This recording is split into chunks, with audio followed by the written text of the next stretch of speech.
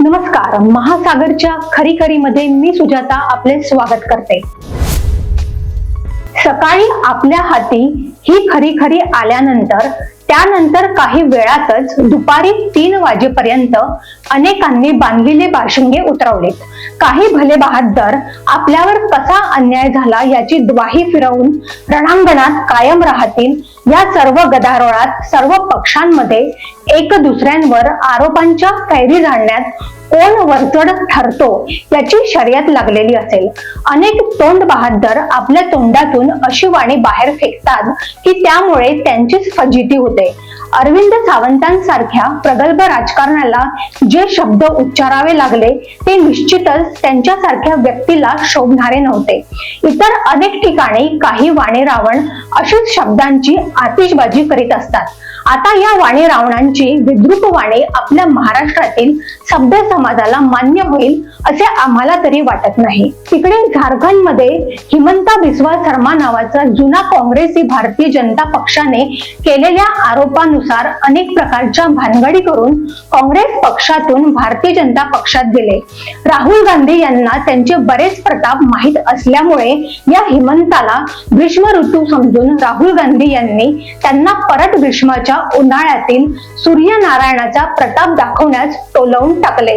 असे म्हणतात की हे महाशय राहुल गांधींच्या समोर गेल्यावर राहुल गांधी आपल्या बुटाची साफसफाई करीत होते। असे हे महानुभाव भारतीय जनता पक्षात आल्यावर सर्वानंद सोनोवाल यांच्यासारख्या सज्जन मुख्यमंत्र्यांऐवजी त्यांना म्हणजे शर्मांना मुख्यमंत्री करण्यात आले। बाटगा जास्त चबरा असतो।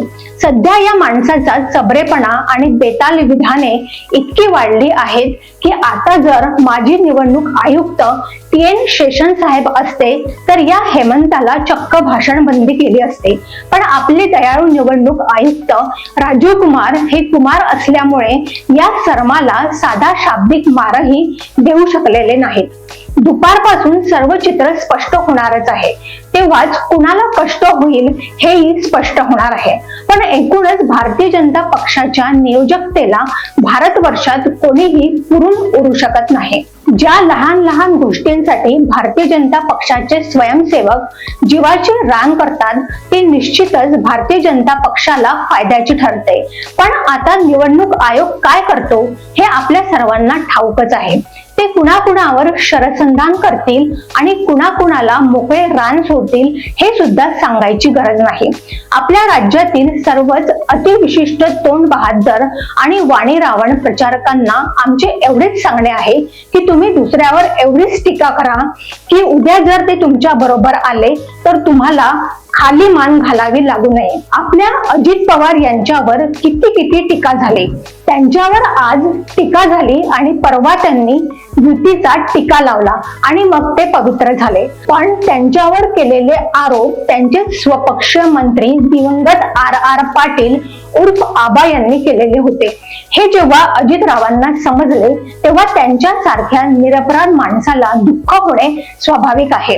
आता ज्या अर्थी ते राज्याचे उपमुख्यमंत्री आहेत त्या अर्थी ते अपराधी कसे असतील बरे? उद्यापासून पुढील 15 दिवस निवडणुकीच्या भाषणांचा गदारोळ चाललेला असेल। या 15 दिवसांत ज्यांना ज्यांना वाणी दुर्विलास करायचा असेल त्यांना रान मोकळे झालेले आहे।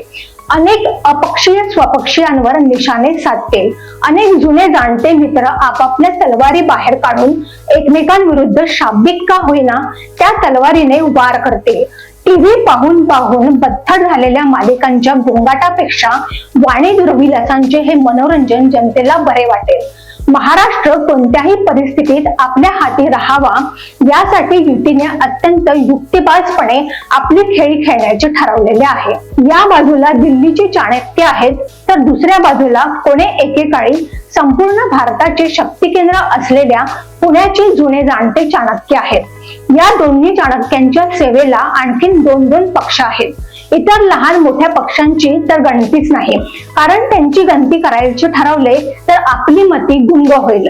अनेक जण तर आपणच सरकार बनवू शकतो या भ्रमातही आहेत। हे कडू असले तरीही हे काही हिंदीतील राज म्हणजेच रहस्य नाही, हे आपण आपल्या विचारी मनाने समजून घेतले पाहिजे। आता महाराष्ट्रातील शिकल्या सवरल्या बेकारांना निदान 15 दिवस तरी चांगलेच काम मिळेल व त्या कामाचेही चांगले दाम मिळेल, त्यासाठी आम्ही त्यांचे खास अभिनंदन करतो. बाकी पुढचे पुढे पाहता येईल. अशाच घडामोडींसाठी बघत रहा महासागर. अजूनही तुम्ही आमच्या चॅनलला सबस्क्राईब केलं नसेल तर लगेच सबस्क्राईब करा, लाईक करा आणि बघत रहा महासागर. नमस्कार.